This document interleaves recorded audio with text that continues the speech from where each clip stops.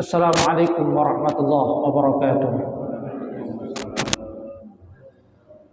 Innal hamdalillah nahmaduhu wa nasta'inuhu wa nastaghfiruh wa na'udzu billahi min shururi anfusina wa min sayyiati a'malina. May yahdihillahu fala mudilla lahu wa may yudlil fala hadiya lahu. Asyhadu an la ilaha illallah wahdahu la syarika lahu wa asyhadu anna Muhammadan 'abduhu wa rasuluhu la nabiyya ba'dah. Allahumma shalli ala Muhammad wa ala ali Muhammad kama shallaita ala ali Ibrahim wa barik ala Muhammad wa ala ali Muhammad kama barakta ala ali Ibrahim fil alamin innaka Hamidum Majid. Allahumma la 'ilma illa ma 'allamtana fa'allimna 'ilman yanfa'una wanfa'na bima 'allamtana. Rabbana atina min ladunka rahmatan wa hayyi' lana min amrina rasyada. Rabbi shrah li sadri wa yassir li amri wahlul 'uqdatam min lisani yafqahu qawli amma ba'du. Hadirin jamaah sumber rahimakumullah. Alhamdulillah kita bersyukur kepada Allah Subhanahu wa taala karena Allah Subhanahu wa taala masih memberikan kita karunia kesehatan. Kita bangun di pagi hari dalam keadaan nyaman, bisa beraktivitas, bisa melihat, bisa mendengar, bisa berjalan, bisa menggerakkan tangan dan kaki. Kita juga bersyukur atas nikmat iman sehingga kita bisa mempergunakan karunia-karunia yang diberikan oleh Allah Subhanahu wa taala di dalam rangka kebaikan, mengabdikan diri kita kepada Allah Subhanahu wa taala, melaksanakan sholat subuh berjamaah, karena ada juga bagian dari hamba-hamba Allah Subhanahu wa taala yang diberikan oleh Allah Subhanahu wa taala nikmat hidup, bahkan bisa bangun di pagi hari, akan tetapi mereka tidak mempergunakannya di dalam rangka ibadah, mempergunakannya bahkan dalam hal yang sebaliknya. Hadirin jamaah salat subuh rahimakumullah, kita lanjutkan kajian sirah nabawiyah.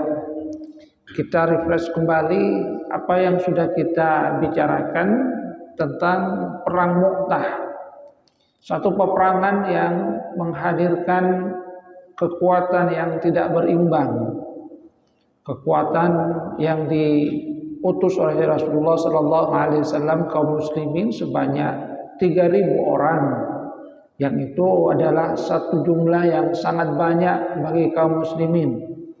Akan tetapi mereka kemudian menghadapi satu pasukan yang sangat besar, yaitu sebanyak 200.000. 3 banding 200.000. Artinya 3 orang nanti akan menghadapi 200. Satu orang itu ya menghadapi sekitar 65 orang, 63, 64 orang. Kekuatan yang sangat tidak imbang. Maka di sini kita juga akan melihat pertama adalah sikap manusiawi dari para sahabat Rasulullah sallallahu alaihi wasallam, tapi juga bagaimana mereka itu tetap taat terhadap ketentuan yang sudah diberikan oleh Rasulullah sallallahu alaihi wasallam. Sikap manusiawi itu bisa kita lihat bagaimana sahabat-sahabat Rasulullah sallallahu alaihi wasallam itu juga kebingungan karena mendapatkan kenyataan bahwa mereka harus menghadapi jumlah yang sangat banyak itu. 3.000 menghadapi 200.000. Makanya mereka sempat ragu apakah akan meneruskan ataukah mereka terlebih dahulu memberikan surat kepada Rasulullah sallallahu alaihi wasallam. Sikap manusiawi yang menunjukkan bahwa mereka pun adalah manusia biasa. Namun kita juga melihat bagaimana keteguhan mereka di dalam menjalankan perintah yang diberikan oleh Rasulullah sallallahu alaihi wasallam. Abdullah bin Rawahah kemudian memberikan semangat kepada sahabat-sahabatnya. Beliau katakan bahwa apa yang kalian tunggu? Bukankah yang kalian takutkan, yang kalian khawatirkan itu adalah apa yang sesungguhnya selama ini kalian cari? Kalian kan mencari mati syahid. Kalian mencari kematian yang mulia, yaitu jihad, syahid di jalan Allah Subhanahu wa taala. Nah, yang akan kalian hadapi itu adalah apa yang selama ini kalian harapkan. Maka jangan kita takut. Demi Allah, depan kita itu hanya dua pilihannya, yaitu syahadah ataupun kemenangan. Apalagi kemudian mereka memang mengharapkan hal tersebut. Jadi kemudian semangat dari Abdullah bin Rawaha inilah yang membakar para sahabat Rasulullah Sallallahu Alaihi Wasallam, sehingga walaupun mereka itu mempunyai jumlah yang sangat sedikit dibandingkan dengan musuh yang jumlahnya 65 lebih banyak, akan tapi mereka tetap melaksanakan apa yang memang sudah diperintahkan oleh Rasulullah Sallallahu Alaihi Wasallam. Yang memang sesungguhnya di dalam penunjukan panglimanya itu kan sudah juga ada isyarat dari Rasulullah Sallallahu Alaihi Wasallam, karena selama ini Rasulullah Sallallahu Alaihi Wasallam tidak pernah memberikan perintah di mana panglimanya itu kemudian sampai 3. Nah, pada saat mengutus pasukan dalam rangka untuk perang Mu'tah ini, Rasulullah Sallallahu Alaihi Wasallam itu langsung menunjuk itu. Pertama adalah Zaid, kalau dia meninggal maka diganti oleh Ja'far bin Abu Thalib. Kalau meninggal lagi maka diganti oleh Abdullah bin Rawahah. Ini kan sesungguhnya juga sudah merupakan isyarat dari Rasulullah Sallallahu Alaihi Wasallam bahwa panglimanya itu akan gugur. Sebab selama ini Rasulullah tidak pernah memberikan perintah dengan panglima yang berurutan seperti itu. Ini yang kita lihat. Jadi tetap ada sikap-sikap manusiawi yang ditunjukkan oleh sahabat Rasulullah Sallallahu Alaihi Wasallam, tapi juga kita melihat bagaimana keteguhan mereka di dalam menjalankan perintah Allah Subhanahu Wa Taala, perintah Rasulullah Sallallahu Alaihi Wasallam. Karena memang salah satu hal yang sangat dicela di dalam agama itu at-tawalli yaumaz zahfi, berpaling, melarikan diri pada saat pertempuran. Itu adalah satu hal yang sangat dikecam di dalam agama kita. Ini yang pertama. Jadi sikap manusiawi itu adalah sesuatu yang wajar. Tapi kepatuhan kepada perintah Rasulullah Sallallahu Alaihi Wasallam itulah yang kita bisa ambil i'tibar di dalam sahabat Rasulullah Sallallahu Alaihi Wasallam. Kemudian kita juga melihat yang kedua adalah tentang keberanian dengan strategi yang dilakukan oleh para sahabat Rasulullah Sallallahu Alaihi Wasallam. Jadi keberanian yang dilakukan oleh sahabat-sahabat Rasulullah Sallallahu Alaihi Wasallam itu bukan kemudian langsung memasrahkan diri kepada Allah Subhanahu Wa Taala. Yang namanya strategi itu tetap juga dilakukan, dan itu yang dilakukan oleh para sahabat Rasulullah Sallallahu Alaihi Wasallam. Sehingga ketika mereka itu melakukan perjalanan menghadapi pasukan Romawi, mereka kemudian kan juga menarik diri ke wilayah Mu'tah. Jadi menarik diri ke wilayah Mu'tah ini karena mereka memandang bahwa tempat itu cukup strategis di dalam rangka untuk mempertahankan diri. Artinya keberanian yang ditunjukkan itu bukan kemudian keberanian yang tidak terukur. Jadi mereka juga mengukur, termasuk juga yang namanya strategi dilakukan. Memang ada janji dari Allah Subhanahu Wa Taala, kam min fiatin qalilatin ghalabat fiatan katsirah biidznillah. Betapa banyak jumlah yang kecil bisa mengalahkan jumlah yang besar dengan izin Allah Subhanahu Wa Taala. Akan tetapi kita juga diajarkan tentang al-asbab, sebab-sebab yang sifatnya manusiawi itu. Bukan kemudian hantam romo begitu saja. Tapi sebab-sebab yang sifatnya manusiawi itu juga harus tetap dilakukan, sebagaimana juga yang telah dicontohkan oleh Rasulullah Sallallahu Alaihi Wasallam. Rasulullah ketika memimpin perang Badar itu kan juga melakukan strategi menghadapi pasukan itu, termasuk juga mendengarkan nasihat, saran dari sahabat-sahabat Rasulullah Sallallahu Alaihi Wasallam tentang bagaimana dan di mana posisi yang bagus di dalam rangka menyambut musuh supaya mereka itu bisa mendapatkan kemenangan. Jadi bukan yang namanya tawakal itu bukan langsung pasrah begitu saja tanpa adanya usaha. Yang namanya tawakal itu tetap didahului oleh usaha. Karena itu kita akan dapatkan di dalam Al-Quran tentang hal tersebut, mulai dari surah itu wasyawirhum fil amri fa idza azamta fatawakkal 'ala Allah. Ajak mereka itu bermusyawarah. Jadi artinya di dalam ayat ini Allah Subhanahu wa taala memerintahkan untuk merenungkan terlebih dahulu, merenungkan, merencanakan yang namanya asbab-asbab duniawiyah, sebab-sebab keduniaan, strategi yang perlu dilakukan. Nah, ketika hal tersebut sudah dilakukan, maka berikutnya baru kita bertawakal kepada Allah Subhanahu wa taala. Fa idza azamta fatawakkal 'ala Allah. Kalau kamu sudah mempunyai ketekatan hati, maka bertawakallah kepada Allah Subhanahu wa taala. Artinya ya tawakal bukan berarti kemudian kita langsung pasrah begitu saja tanpa adanya usaha.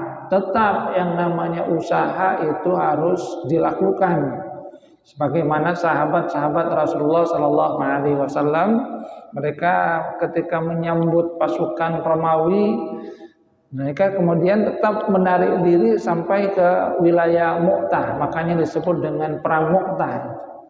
Karena mereka kemudian terus mundur dan sampai di wilayah Mu'tah, mereka melihat bahwa tempat itu adalah tempat yang strategis bagi mereka di dalam rangka untuk menghadapi pasukan Romawi.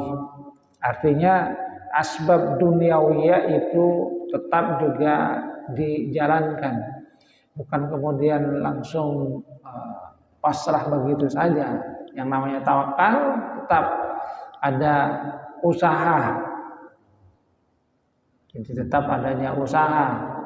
Kita lihat misalnya apa yang dilakukan oleh sahabat-sahabat, termasuk contoh yang diberikan oleh Rasulullah Sallallahu Alaihi Wasallam. Bagaimana Rasulullah itu juga memberikan contoh sahabat-sahabat beliau itu mempergunakan misalnya baju besi.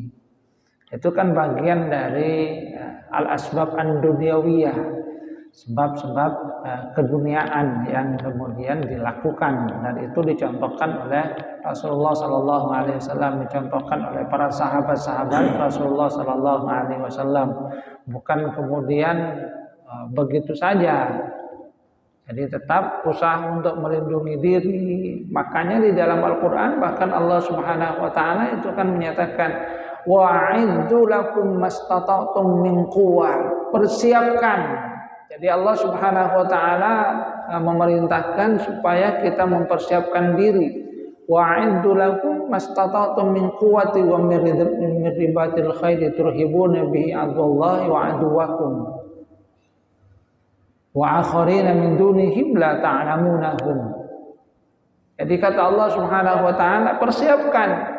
Jadi suruh mempersiapkan diri. Itu bagian dari perintah Allah Subhanahu wa taala. Jadi al-i'dad, mempersiapkan diri menghadapi sesuatu, itu memang bagian juga dari apa yang diperintahkan oleh Allah Subhanahu wa taala. Jadi al-asbab ad-dunyawiyah itu tetap harus dilakukan. Bukan langsung pasrah begitu saja ya. Jadi bukan langsung pasrah begitu saja. Tapi asbab duniawiyah itu memang bagian dari apa yang diajarkan di dalam agama kita.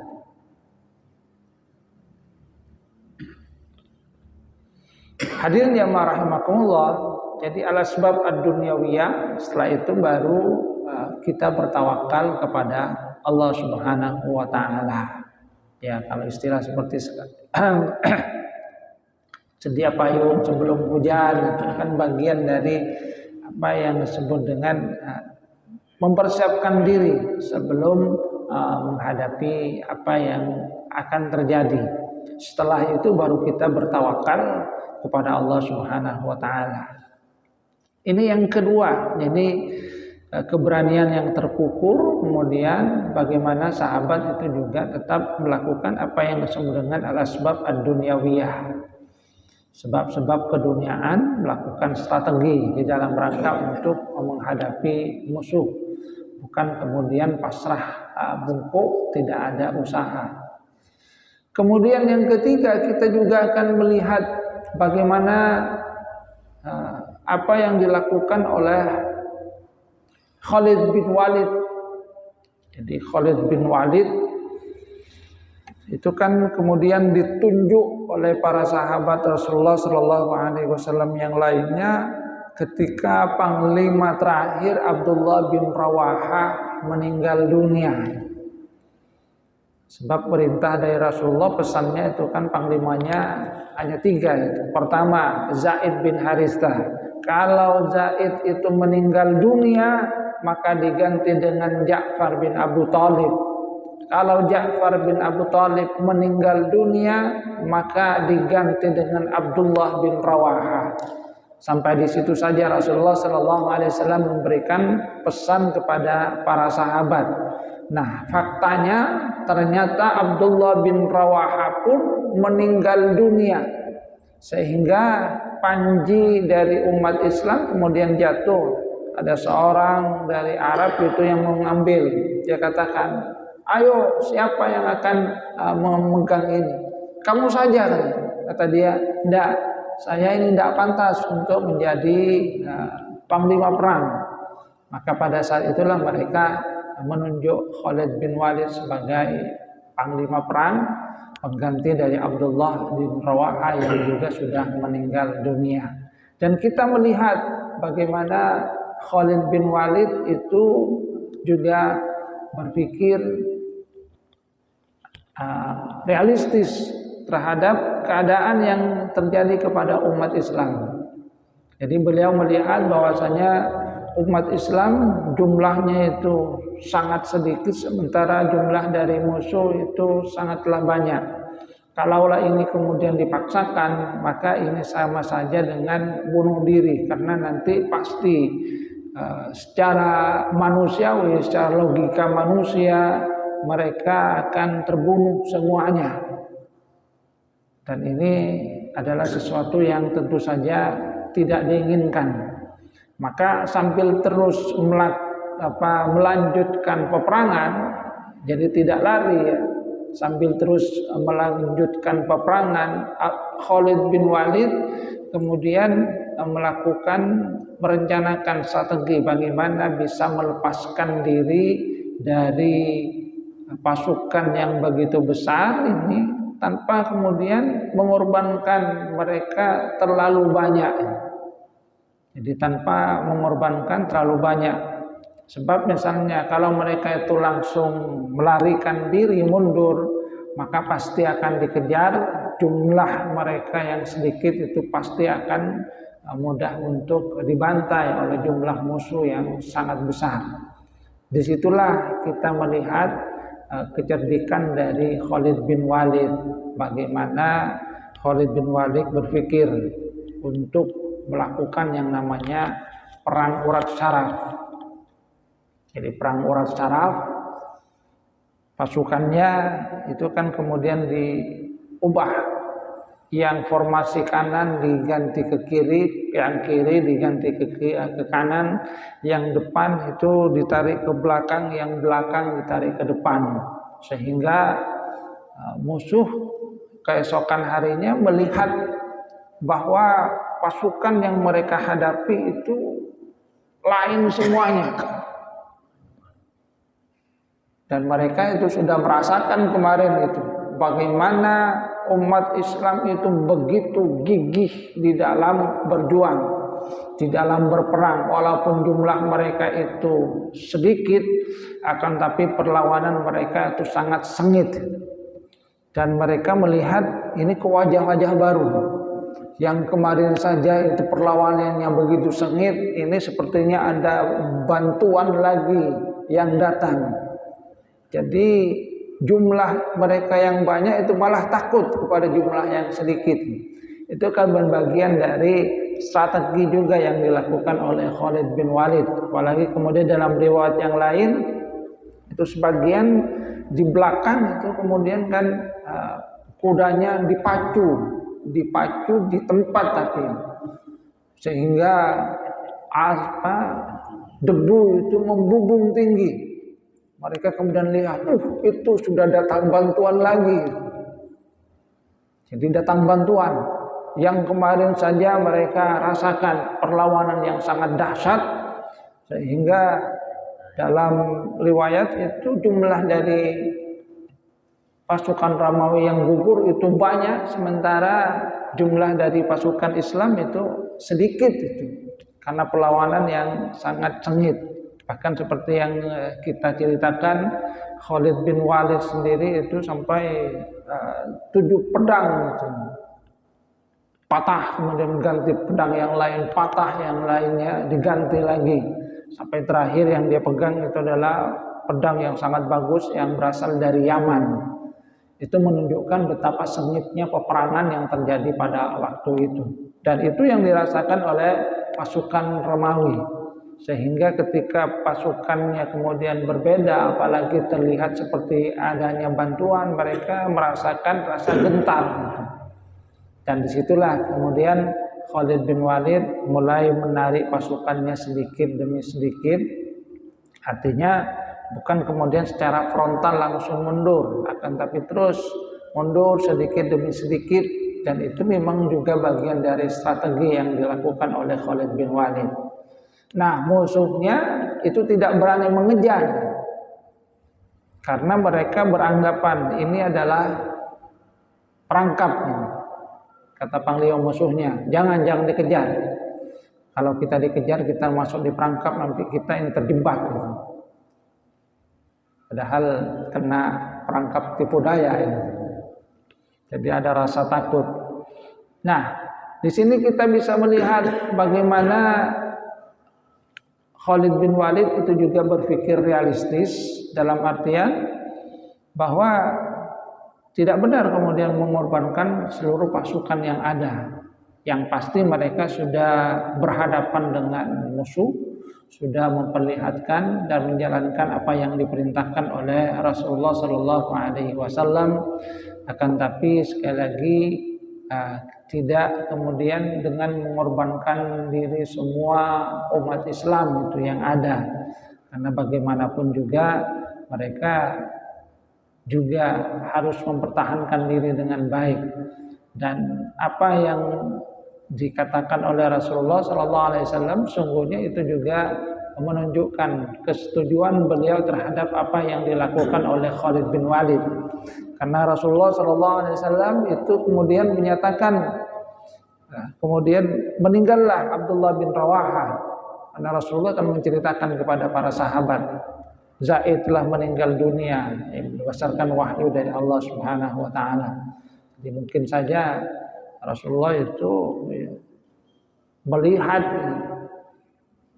dari jarak jauh dengan izin Allah Subhanahu wa taala bagaimana kemudian Ja'far bin Abi Thalib meninggal dunia. Beliau katakan Ja'far telah meninggal dunia diganti oleh Abdullah bin Rawaha. Abdullah bin Rawaha meninggal dunia. Kemudian beliau katakan sekarang panji Islam itu dipegang oleh Saifun min Suyufillah, salah satu pedang Allah Subhanahu wa taala. Makanya Khalid bin Walid itu mendapat julukan Saifullah al-Maslul, pedang Allah yang terhunus. Ya, karena dari apa yang disampaikan oleh Rasulullah SAW, yang sahabat pada waktu itu tidak tahu siapa sebetulnya Saifun min Suyufillah itu, karena Rasulullah tidak menyebutkan dan mereka baru mengetahuinya setelah pasukan Islam itu pulang. Dan Rasulullah menyatakan Saifun min Suyufillah, dan dia kemudian pulang dengan membawa kemenangan. Artinya apa yang dilakukan oleh Khalid bin Walid itu adalah sesuatu yang dibenarkan oleh Rasulullah SAW, karena Rasulullah itu menyatakan bahwasanya Saifun min Suyufillah ini memimpin umat Islam dan pulang dengan membawa kemenangan. Karena ketika kalau kemudian dihitung ya, jumlah yang meninggal dunia, yang syahid dari kalangan muslimin itu dikatakan paling sekitar 12 orang. Sementara jumlah yang meninggal dari pasukan Romawi itu sangat banyak. Tidak disebutkan berapa itu, akan tetapi jumlahnya dikatakan sangat banyak. Jauh dengan jumlah dari kaum muslimin yang meninggal dunia. Jadi 12 yang meninggal dunia, padahal mereka menghadapi jumlah yang sangat banyak itu kan. 3 menghadapi 200. Itu kan satu perbandingan yang sangat-sangat jauh gitu. Tapi mereka bisa mengalahkan dalam artian jumlah yang gugur lebih sedikit, dan mereka bisa pulang dengan selamat. Sehingga dari sini kemudian pelajaran berikutnya yang bisa kita lihat adalah hikmahnya banyak kabilah Arab yang kemarin itu menentang Rasulullah SAW, tidak mau beriman. Mereka kemudian banyak yang beriman kepada Rasulullah SAW, menyatakan diri masuk Islam. Kenapa? Karena mereka menyaksikan bahwa umat Islam yang menghadapi pasukan Romawi dengan jumlah yang sangat tidak berimbang itu malah mendapatkan kemenangan. Mereka pulang dengan selamat dengan jumlah yang gugur itu hanya kecil, 12 orang, sementara pasukan Romawi yang jumlahnya itu 200 ribuan, jumlah yang meninggal dunia lebih banyak lagi.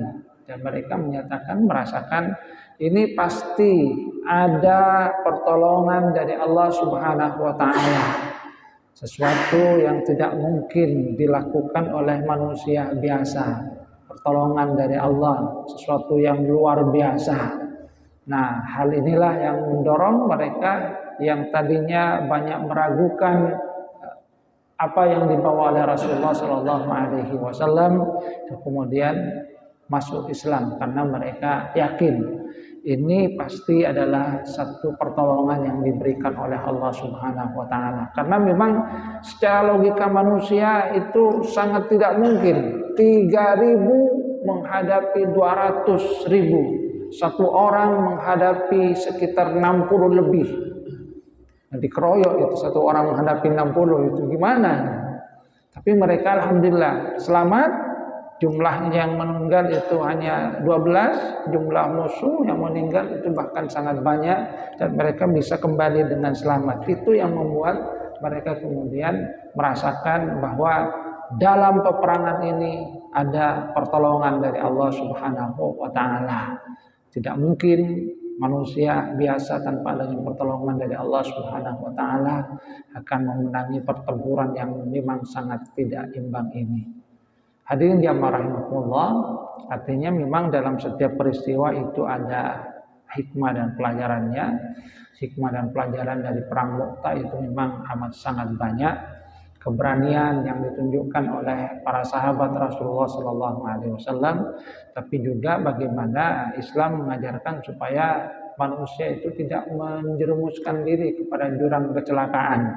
Jadi keberanian yang terukur, ada strategi, ada al-asbab ad-dunyawiyah, sebab-sebab keduniaan yang mereka kemudian tetap lakukan sebelum mereka bertawakal kepada Allah Subhanahu wa Ta'ala. Dan disitulah Allah Subhanahu wa Ta'ala itu memberikan pertolongannya kepada para sahabat-sahabat Rasulullah SAW. Ini saja yang mungkin dapat saya sampaikan. Mudah-mudahan kita bisa mengambil pelajaran itu, termasuk mengambil iktibar tentang asbab duniawiyah di dalam kehidupan kita, tentang keberanian yang terukur, tentang tawakal kepada Allah Subhanahu wa taala. Kurang lebihnya mohon maaf. Wabillahi taufiqul hidayah wa ridwan. Assalamualaikum warahmatullahi wabarakatuh.